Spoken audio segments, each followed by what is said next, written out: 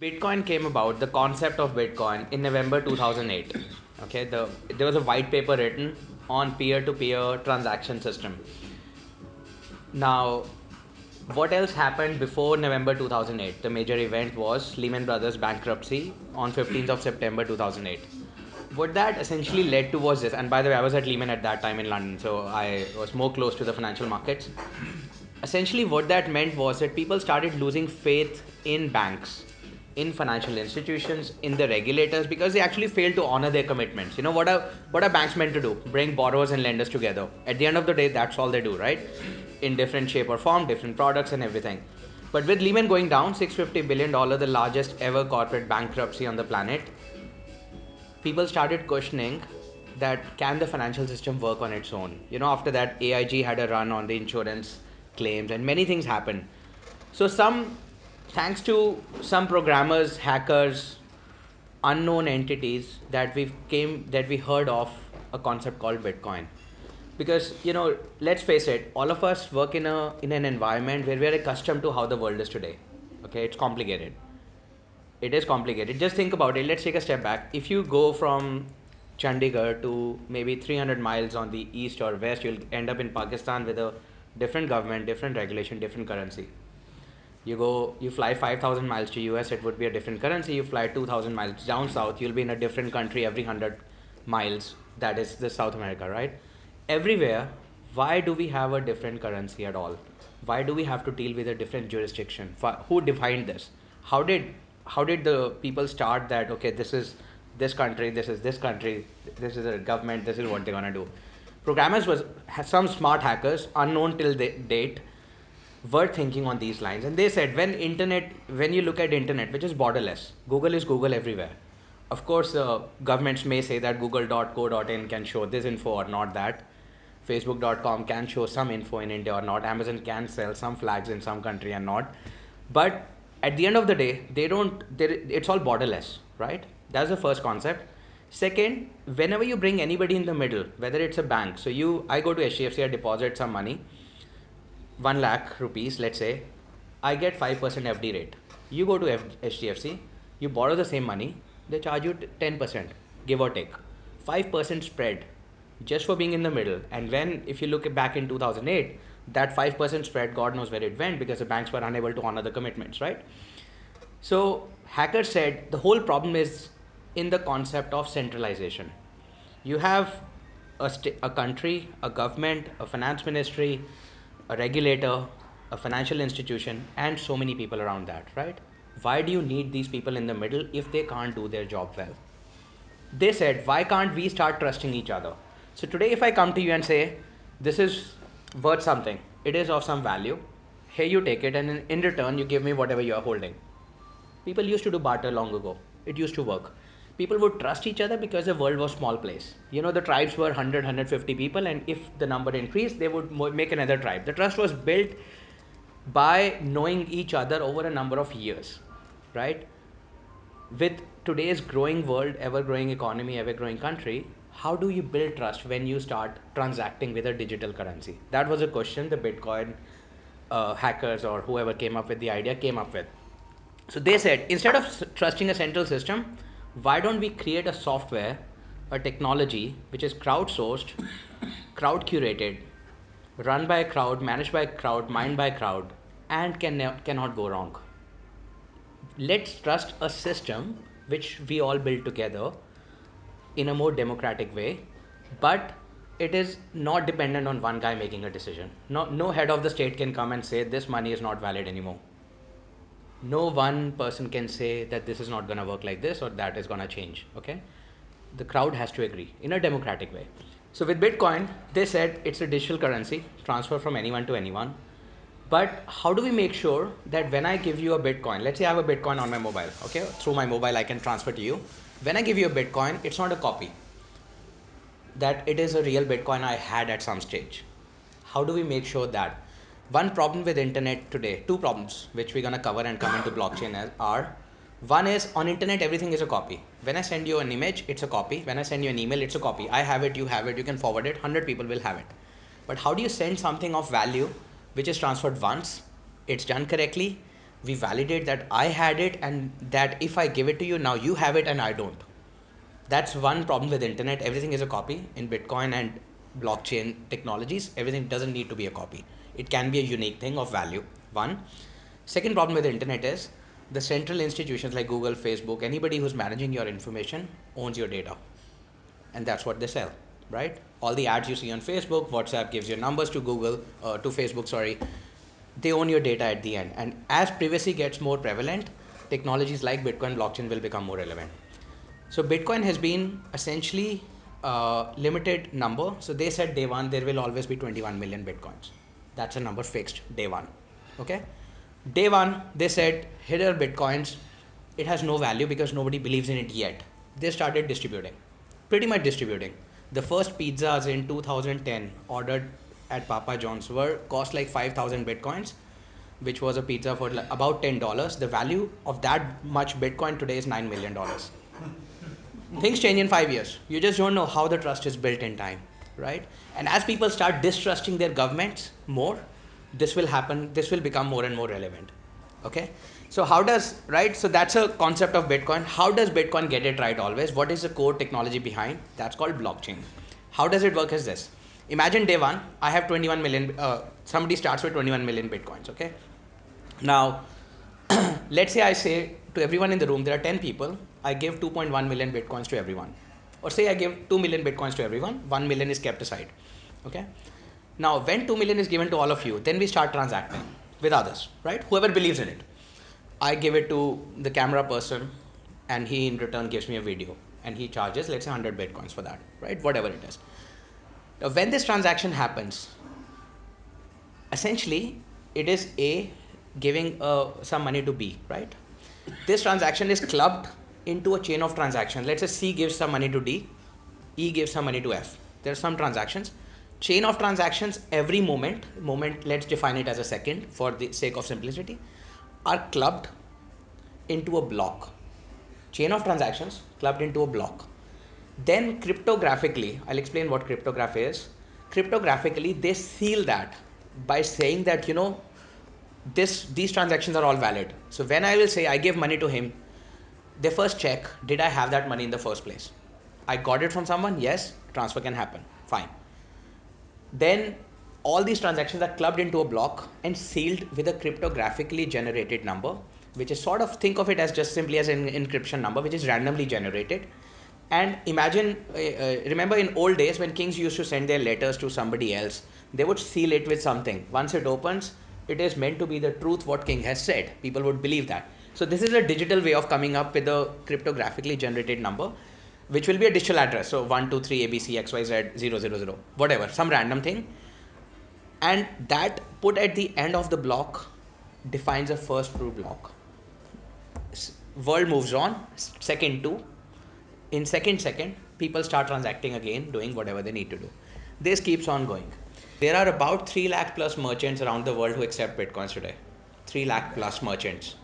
You can buy a coffee in US with Bitcoins. Starbucks accepts it. Microsoft CDs in US. You can buy Tesla cars. You can buy Google AdWords. You can even pay your auditor, Ernst & Young in Switzerland, fees in Bitcoins today. They accept it. Okay. Number one, that number is growing. Number of transactions done per day on Bitcoin is close to 3 lakh. 300,000, give or take, 200 to 400,000 varies. The computing power needed by miners to validate all these is 10 times of Google's computing power. Bitcoin still is a great concept. It's a currency that works, arguably. It's a currency which people have accepted up to a level. And it has, imagine there is no bank. It takes hundreds of years to build a financial system. They've built by a paper in 2008, a concept in 2009, and in 5 years, the value has gone up to $1,000. There is something people are seeing. It may work very well, scale very well, or there may be a Bitcoin 2.0, Bitcoin 3.0. We don't know, right? Time will tell. There are similar different cryptocurrencies. You can define your own. You can call your own coins. You can do whatever with it, right? So that's a whole concept of Bitcoin.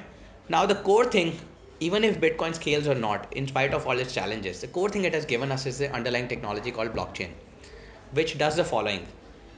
It can build trust using a software. It has proven it doesn't go wrong. It is not hackable. It just works. And there are efficient ways of mining, which they are improvising, which they are bringing into the play. So blockchain essentially can be used, why only for currency, why not for anything else of value? Today I upload my images on Instagram, let's say. Instagram owns the data. I Google it, I can find it, and it's not good. I upload my data, I search on Google, Google knows what I'm searching. What if this could be done in a, what if blockchain could drive the Internet 2.0, Internet's next version, where there is nobody central owning the data. Remember, the whole concept of blockchain is decentralization. Why can't this go beyond a currency into something else? Into a government. Why can't government voting, which we may not be able to trust, be done on a blockchain? So there are some blogs I've written on this. I can share later if you guys want. So there are a lot you can do with this, and blockchain itself has proven a lot of potential. Many industries are looking at it to manage data. At the end of the day, all everyone of us and every big company ever do is the following: you create information, you share information, you process information. There's nothing else anybody else is doing in broad sense, right? Google does this, Facebook does this, that's all it is, right? Now, Bitcoin is also some information of value. Value is a currency. Value could be tomorrow a painting which needs to be unique. Paintings, let's say I'm a painter, I do 10 versions of a painting. They get forged, they get copied, right? What if I say it's 1 of 10, 2 of 10, 3 of 10, and it's done on a blockchain that it cannot go wrong? So essentially, the core technology blockchain brings is the truth establishing capability, which has proven right in Bitcoin. Efficiently or inefficiently is arguable. Audited, everything is tracked, nothing is ever deleted, any clashes ever happening are always dealt with in a proper way. And at the end, it's decentralized. Not one person is owning it, not one company is owning it. So that was the question. So like very central, like when you say this technology, somebody must be. There is nobody. At the end, it's distributed nodes. You are a node, I'm a node. So that's a problem why people are not interested in doing blockchain businesses, because you're not going to own it. I may start something great. It becomes of value. Tomorrow you become a node, you process it better than me, you distribute it better than me. I'm nobody. I own nothing. That's a problem. Bitcoin, whoever started has not even disclosed his name, and today he doesn't own any Bitcoins. Not necessarily. We don't know. This can uniquely identify anything of value, can be audited, can be tracked, and the information can be shared among people, which where nobody is questioning trust. Trust, it is the trust machine, blockchain, the underlying technology. The mining concept. Now you may say tomorrow that, okay, I'll be the only node. People are unlikely to trust. But if you do it very openly, very transparently, maybe they do trust. Who knows? It will take 5-10 years to build trust, to create some value. Core thing is, you gotta be open. You gotta be willing to let it go. You gotta be able to create some value in the process of whatever you're doing. And I'll give one example that we are working on. And then let the trust be built in time with everyone coming to the platform. At the end of the day, just think about it. Why do you think, what's the value of Google? It's not the best search engine in the world. It is not. I'll tell you. Best meaning technically. I'll tell you why. Because you're saying it gives the results on the page 1, right? How did it get there? Not by itself. 98, when search started, things were on 10th page and 20th page, and hobbyists started telling it what is the right. When we click, every time we click on Google, we are telling it what is the right thing. Now, because most of us tell it what is the right thing, it knows it, and it's making money off that. Because every time it is always going to have everything on the first page, right? So crowd efforts do come together. You need to be able to create some value that it's providing search information. Tomorrow, one of the things we are doing is the following. You have all digital you have your documents, PAN card, license, Aadhaar card, passport, blah, blah, blah. You go to Airtel to take a phone or SIM card, you have to give all of that and sign. All of us being CEOs must be signing millions of papers every year, right? Lots of them. You go to Kotak to open an account, you will have to sign again on all papers, copy, sign, right? What if this could be done digitally as a KYC process? You voluntarily upload all your documents. You own. It's driven by private public key concept, like the bank lockers are. So you apply a key, bank applies a key, then only it opens. So it's not that your information is anywhere, can be copied by anyone. You upload your documents, and whenever you want to share with an institution, with another individual, you share just using like Paytm, just using a mobile app, right? Simply just transfer to a merchant, or you share it or upload or share with anyone.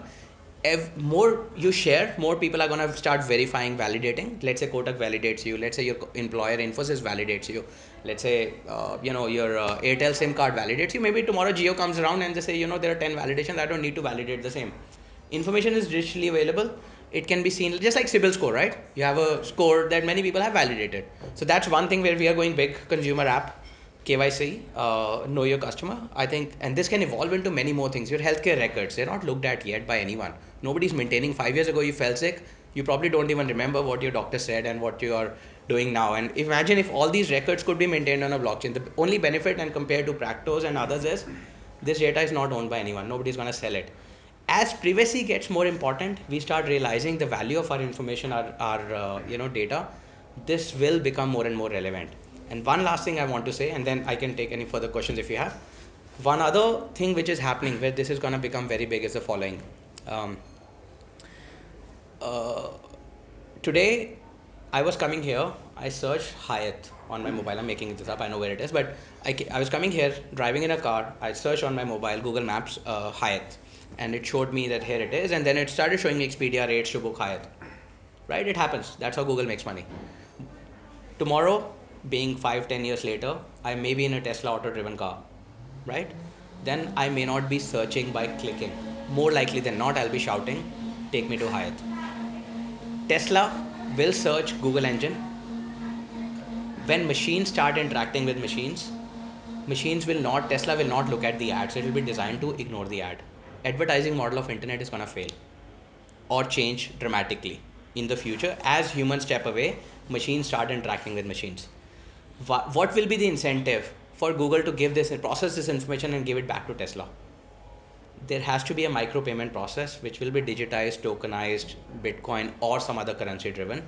Google may come up with G coin, Tesla may come up with T coin, they may be interfungible, Apple will have its I coins. This will happen. 5 to 10 years, it is happening, right?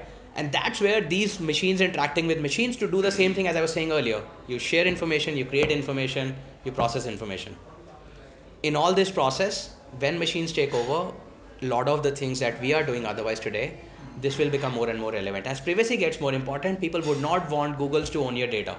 That is going to become a challenge slowly. It is already a challenge. Many countries it's being debated it's the right thing to do or not, right? Decentralized is a great process. Decentralized will work very well for machines. Tokenized system will work very well for machines calling machines concepts. And we are building something else in the space too, which is early stage, but we'll figure out in time where it goes. So, very quick, short introduction to Bitcoin and blockchain. Essentially, Bitcoin is a digital currency. Blockchain is a process validating the truth.